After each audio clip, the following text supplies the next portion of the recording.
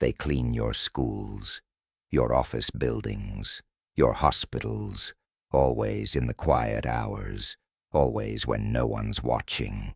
But what happens when something watches back?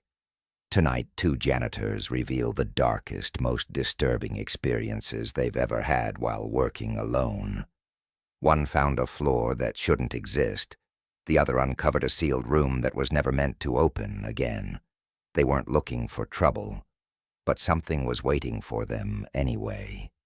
Stay close, don't blink, and whatever you do, don't work the night shift alone. Story 1. The 7th floor doesn't exist.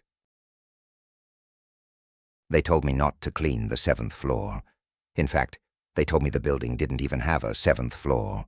And yet, every night, when I push my cart off the elevator on floor 6, I see the staircase door across the hall. Cracked open, the faint hum of overhead lights seeping through. Always slightly open, always warm air drifting down, always buzzing. But let me back up. I've been a janitor for 11 years. I've cleaned malls, public schools, even a courthouse once. Nothing bothers me. Blood. Been there. Rats. Standard. Shadows that move when they shouldn't. Usually bad lighting. But this job, this building, this one's different. The place is a repurposed Federal Archive building, now leased to private contractors. Massive concrete structure, built in the 70s. 5 floors on paper, but the elevator has 6 buttons. Only 5 of them light up. The 6th is blank. Doesn't do anything when you press it. Or so I thought. My shift runs 10 p.m. to 5 a.m., Monday to Friday. I'm alone from midnight onward. The building clears out by 11. You could hear a paperclip drop on the 3rd floor from the lobby. I was told my areas were floors 1 through 5. Floor 6 is under construction. Don't worry about it. Stay out. So, naturally, I worried. And naturally, I didn't stay out. The first few nights were normal. The place is freezing even in July. Every floor hums with the sound of old vents and flickering fluorescence. But on my 5th night, I took the stairwell instead of the elevator, and I saw it. A dusty brown door, no floor label. The 7 on the metal plaque had been removed, scraped clean, but you could still see the imprint. Someone tried to erase it. That's when I heard it. Footsteps above me, heavy, slow, deliberate. I froze, stared at the door, waited to see if they came back down. They didn't, so I pushed the door open. It led to another stairwell going up, a short one. At the top, another door, metal, darker, with no handle on the outside, and above it, an old plaque, worn and faded, but still legible. Level 7, vault access. I backed out, slowly, didn't go up. I told myself I imagined it, that it was just a roof access, that the echo played tricks on me.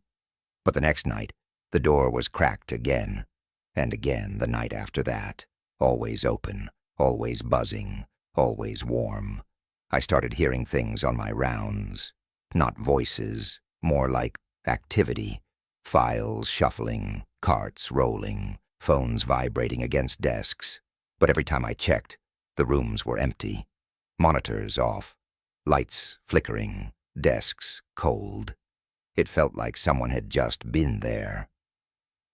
One night, I left my cart on the 3rd floor to mop a stairwell.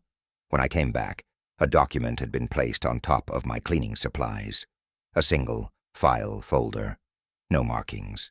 Inside were floor schematics, old ones, and there it was, plain as day. Level 7, classified storage, authorized personnel only. With access doors from the 6th floor elevator and the roof stairwell. But that floor wasn't on the new maps. Someone had erased it. I went to my supervisor the next day. He barely looked up from his clipboard. "Forget it," he said. "That level's closed. No one's supposed to go up there." "But it's not locked," I said. And I heard, "Drop it," he snapped. "Focus on your route." And just like that, it was clear. Whatever was on that floor. They didn't want anyone asking questions. I lasted another 3 nights before I couldn't help myself. I brought a flashlight. I left my phone recording. I waited until 3 a.m. when the building felt completely dead. Then I took the stairs. The brown door was open again, wider than usual, almost like it was inviting me. I climbed, one slow step at a time. The air got warmer with each step, and that low electrical hum grew louder. When I reached the top, the door was already open. The door was open. I didn't expect that. Not just unlocked, actually ajar, just enough to see a thin sliver of the room beyond. I stood there for a full minute, flashlight in hand, heart hammering like it was trying to escape my chest. Then I stepped in. The air changed immediately, warm, heavy, like breathing through cotton. It didn't smell like the rest of the building. No chemical cleaner, no mildew, no cold concrete. It smelled stale, like old paper and burned electronics. The room stretched out into a long corridor lined with heavy steel doors, each labeled with faded plaques. File Vault A, Archive B7, Review Chamber. I walked slowly, trying not to make a sound. My boots echoed anyway. Soft rubber slaps on tile. The hum in the air felt alive, like static clinging to my skin. Somewhere down the hall something clicked, followed by the faintest sound of a door easing shut. I whipped around with the flashlight. Nothing. Just rows of sealed doors. No movement. But the sense of being watched was overwhelming. Like the air behind me was bulging with presence. I turned the light to one of the vault doors. The plaque read, Auditory Experimentation, 1987 to 1991. The door was slightly dented, as if someone had pounded on it from the inside. The next one said, Cognitive Drift Study, Failures, 04 to 09. A paper tag hung from the handle, handwritten in faded red ink, Do not reinitiate. I backed away. None of this was part of a government archive. I wasn't sure what it was, but this wasn't storage. It was containment. At the end of the hall was a larger chamber with a steel-framed window, the kind you see in psychiatric facilities. Reinforced glass, scratched from the inside. The lights inside were dim, barely working, but I could see what looked like desks, not arranged like offices, more like viewing stations, 5 of them, facing the glass. On the far wall, there was a single monitor, one of the old bulky ones from the 90s, still powered on, screen softly flickering. No signal, just gray fuzz.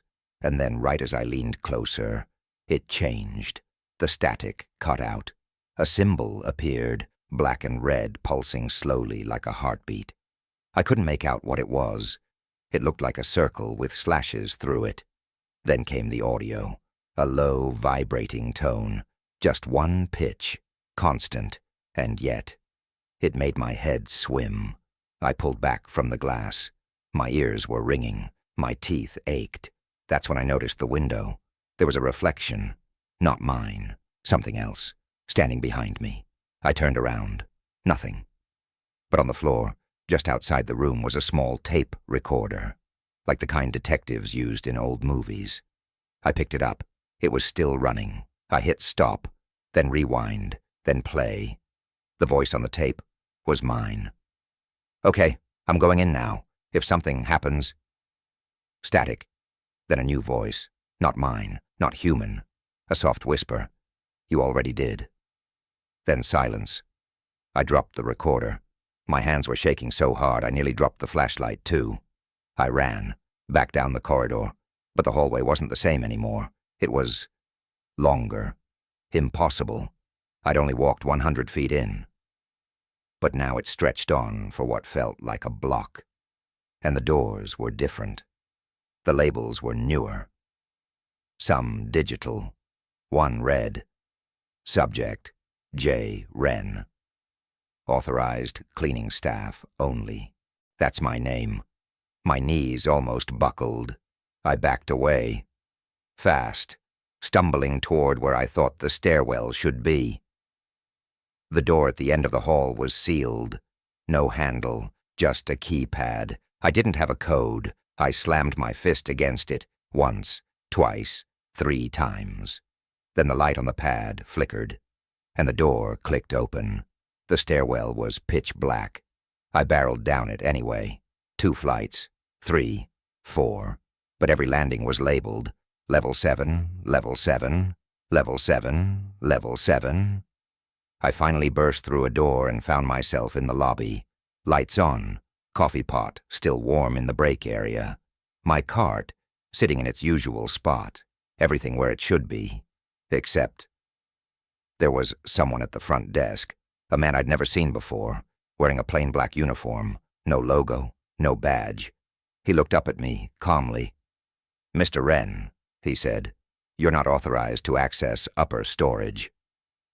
I opened my mouth to respond, but nothing came out. My throat was dry. "Do you remember what you saw?" he asked. I shook my head. He nodded. "Good." Then handed me a sealed envelope. Inside, a note, typed, short.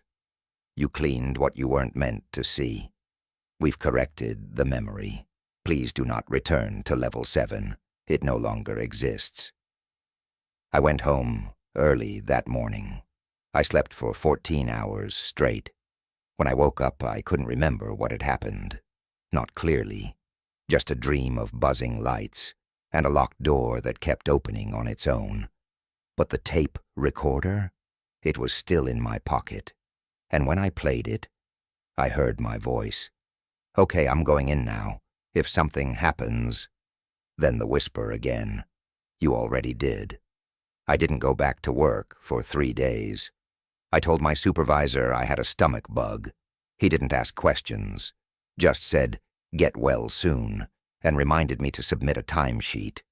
But the entire time I was home, I didn't feel like I was alone. I'd wake up, and the hallway light would be on, even though I was sure I turned it off. My bathroom door would creak open during the night. My cat, normally a lazy, cuddly blob, started hissing at corners. And the tape recorder?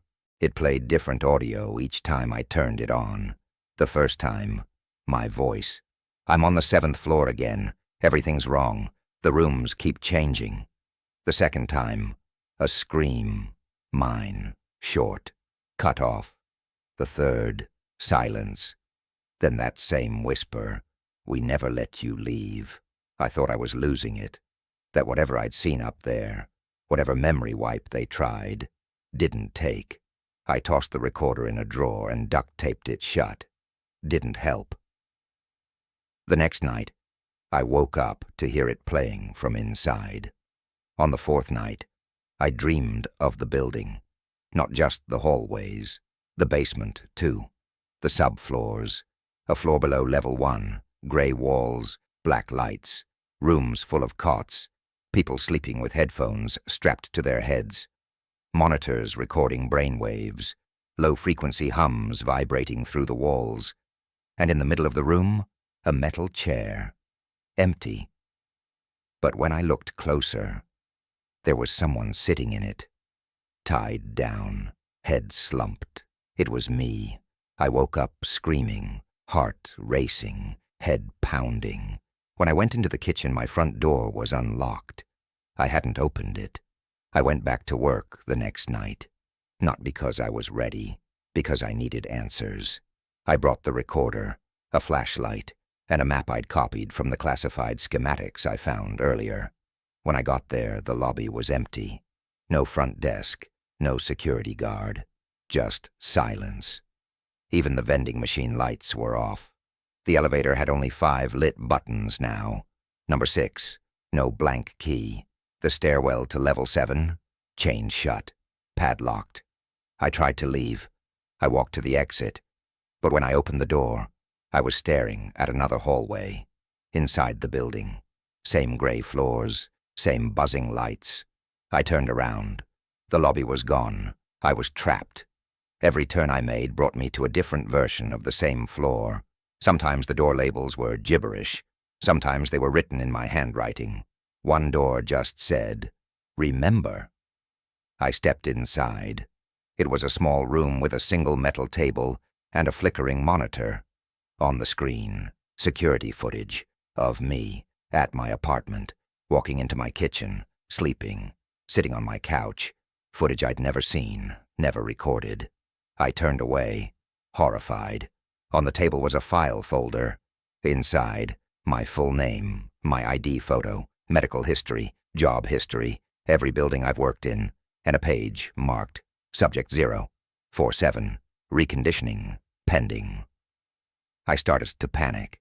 I turned to leave, and the door was gone. Just a blank wall. I screamed, punched the wall. It didn't move. Then I heard the voice, that same whisper I'd heard on the recorder. "You brought it back with you." The wall shimmered, flickered, then vanished. I was back in the stairwell, but not the one I'd entered through. The door was marked Level 7, Exit Rejected. I took the stairs anyway, ran for 5 minutes straight, until I slammed through a final door and landed outside. Back parking lot, dawn sky, my car, and someone standing next to it. It was me, wearing the same clothes, same backpack, holding the same flashlight. The other version of me turned and vanished. I don't remember driving home. I only remember waking up in my bed. Now I don't know what's real. Sometimes I wake up in the middle of the night and see a second door in my bedroom. It disappears by morning.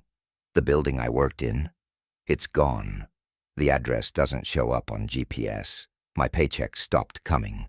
No one picks up at the number listed on the HR form, but sometimes I get mail, envelopes with no return address. Inside, photos of my apartment, notes with dates and times, my schedule, and once, a single sentence typed on plain paper. "You didn't clean everything." Last night, I played the recorder again. This time, it was me speaking. A new recording. "I'm back on Level 7. They let me in again. I think it's learning. It remembers me now." Then a new voice. Not mine. Not the whisper. Something deeper. Familiar. Tell him he didn't leave alone. There's something else in my house now. I don't see it, but I feel it. Sometimes, when I turn off the lights, I hear the same buzzing I heard in the corridor. The heat rises, the air thickens, and somewhere down the hallway, a door creaks open. Story 2, What Was Sealed in the Wall. This happened during my 3rd year working as a night janitor at a public middle school in New Hampshire. The building was old, built in 1954, with a boiler system that groaned like it was alive, and lights that flickered even when they weren't supposed to. I worked 10 p.m. to 6 a.m., alone, always. The day shift was full of noise, lockers slamming, kids fighting, teachers dragging carts full of Chromebooks. But the night, just me. Me and whatever the building remembered. Let me start by saying this. I'm not a superstitious guy. I've cleaned rooms soaked in blood after accidents. I've found teeth on staircases, and once, a rabbit's foot nailed to a stall door in the girls' bathroom. None of it stuck with me. But what I found behind the gym wall, that stuck. It started with a leak. The vice principal, Mr. Dana, left a note taped to my supply closet.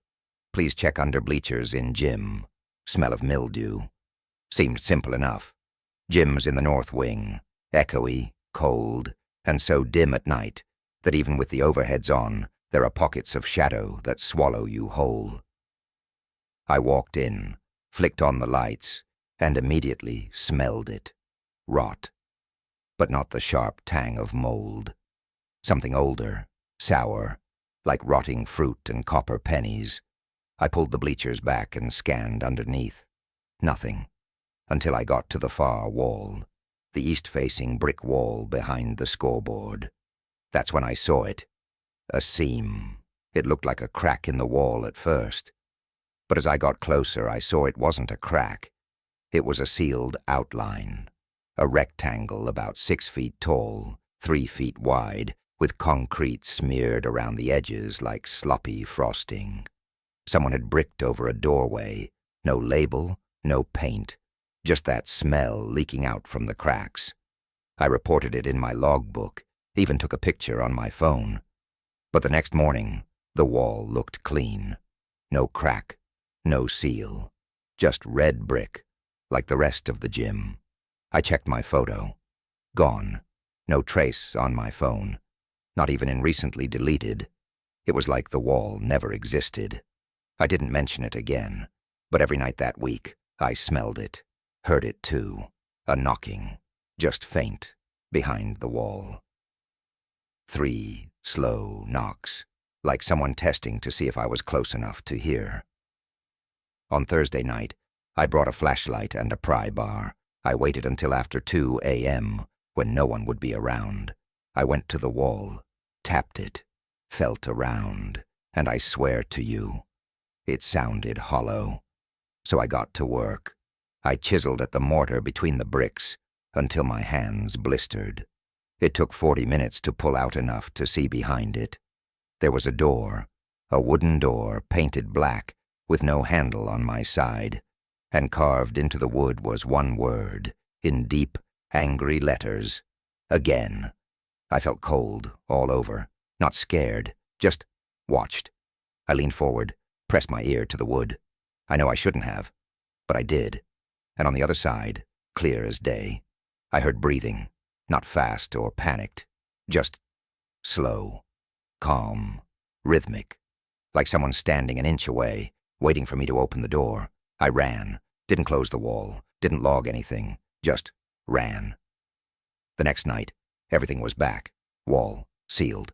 No seam, no door, just clean red brick. But now the rot was worse, and the knocking came every night, always at 2:12 a.m. 3 knocks, then silence. On Monday, the gym lights started acting up. They'd flicker out at exactly 2:10 a.m., come back on at 2:30. I reported the electrical issue. Maintenance checked the system, said nothing was wrong. That night, I went back, armed with tools, my phone on record, a body cam I bought online just in case. I opened the wall again, quicker this time. I knew where to chisel. The door was there, and this time it was open, just slightly. I swung it open. The room behind was small, maybe 10 by 10 feet. No lights, just my flashlight beam sweeping over concrete walls and floor. In the center of the room, a chair, metal, rusted, bolted to the floor, and in the chair were leather restraints, all 4, still buckled. The back wall was covered in writing, same word, over and over, again, again, again.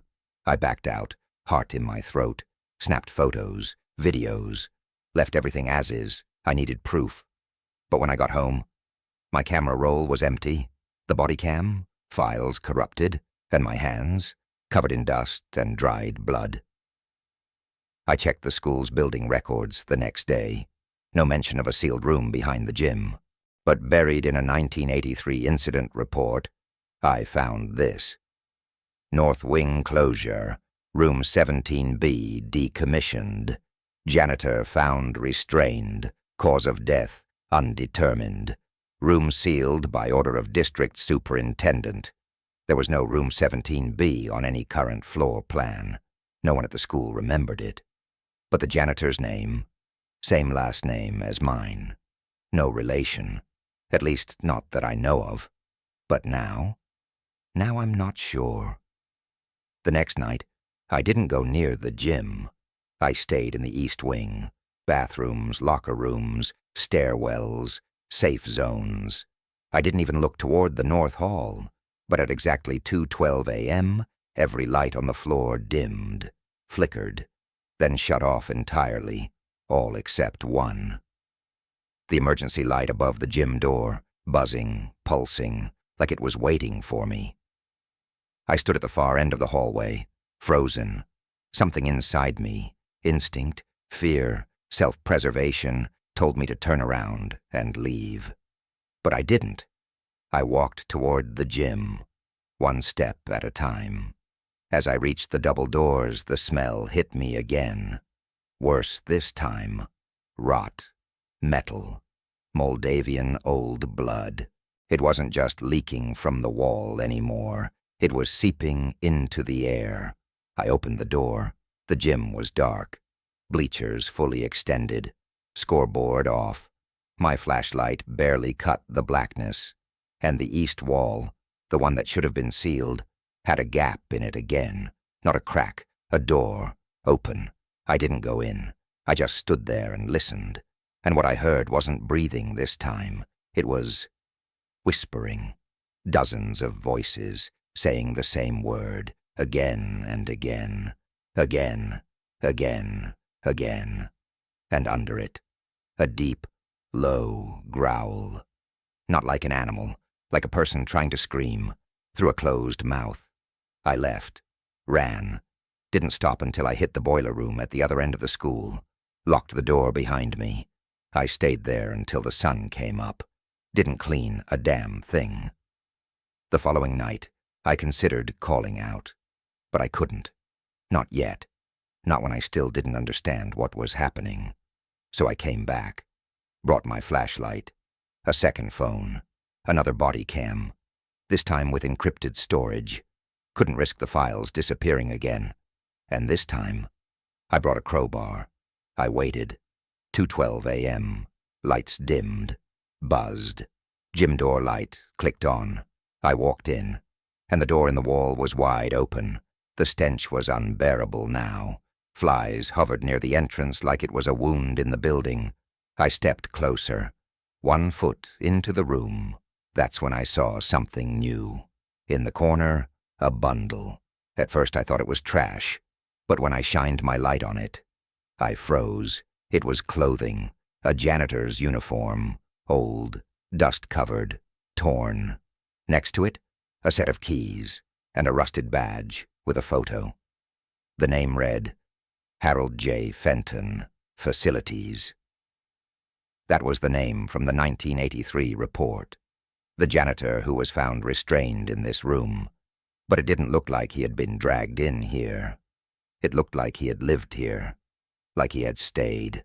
I backed up, stepped out, shut the door, and when I did, something whispered in my ear.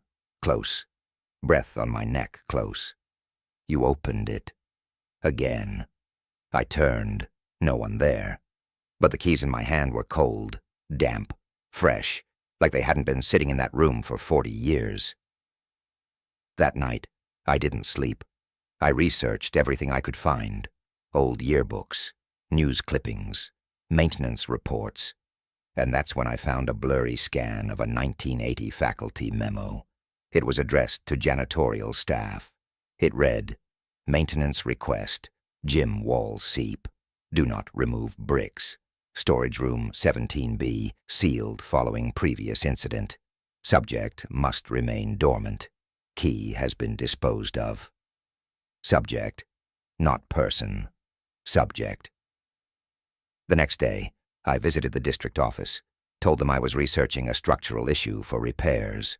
The receptionist found the original blueprints. She looked confused. There's no room behind the east gym wall, she said. Never was. She showed me the plans. And she was right. No room 17B, no wall cavity, just brick. But I saw it. I'd been inside. That night, I went back, not to investigate, to seal the door. I brought concrete, bricks, a trowel. I was going to wall it up, for good. I waited until 2 a.m. lights dimmed. Smell returned. I entered the gym.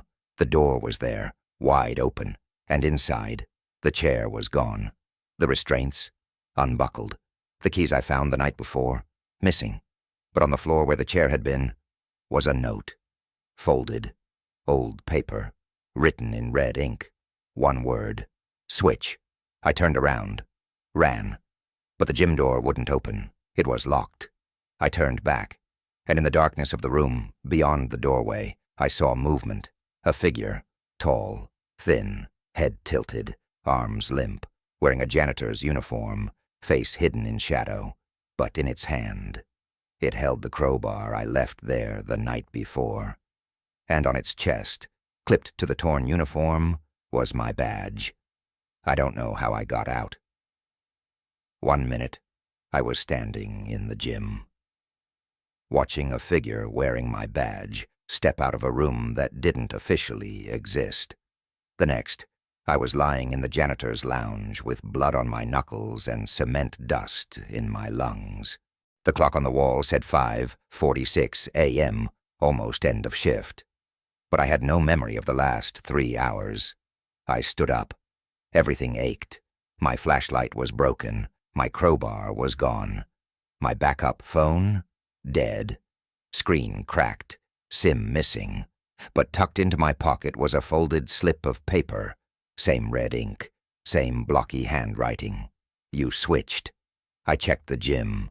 No door. No seam. Just bricks. Smooth and red and unbroken. As if it had never opened. As if I'd imagined all of it. But I hadn't. Because the smell was still there. And under the bleachers, tucked in the corner, was something impossible. A body cam. The same model I had brought 2 nights ago. The one I'd lost. I took it home. Plugged it into my laptop. Only one video file. I played it. The footage was shaky, distorted by static. But I saw myself, standing in the sealed room, breathing hard, speaking into the camera. It's not just a room. It's a mirror. Or a gate. It doesn't want to kill you. It wants to replace you. I looked over my shoulder, in the footage, then leaned closer to the camera. If I don't come out, don't let anyone open the wall. Bury it. Burn the whole building down if you have to. Then the screen glitched. The camera dropped. And for the final 10 seconds of the video, something leaned into frame. Something wearing my face, but not right. The proportions were just off. The eyes too round, the mouth too flat, the skin too perfect, like a recreation built by someone who didn't understand what a human really was. Then the screen went black. The next day, I quit. Didn't give notice, didn't collect my last check. I packed a bag, left town, and deleted every trace of myself from the school's system.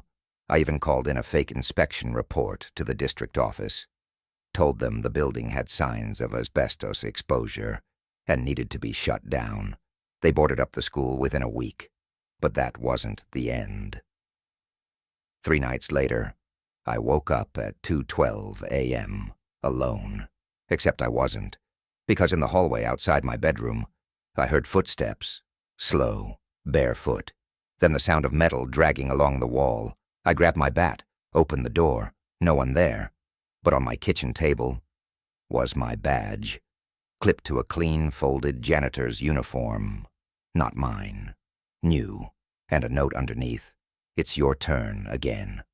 I moved. New city. New job. But the smell followed me. Sometimes it seeps through the vents. Sometimes I find dust on the floor shaped like footprints. And always, at 2:12 a.m., the lights in my apartment flicker. I tried burning the uniform. It came back. Tried destroying the badge. Found it in my mailbox the next day. I've started dreaming of the room again. The concrete. The chair. The endless echoes of the word. Again. And when I wake up, I sometimes find brick dust in my bed. Last night, I recorded myself sleeping. At 2:12 a.m., the footage shows me bolt upright, eyes open, but I'm not awake. My mouth moves, no sound. Then I stand, walk off camera. At 3:46 a.m., I return, holding a crowbar, and I smile at the camera. Not my smile, wider, wrong. Then I lean forward and whisper, someone has to stay. So if you're watching if you ever work in a building with an unmarked room, a wall that smells like rot, a door that appears after midnight, don't go in, don't investigate.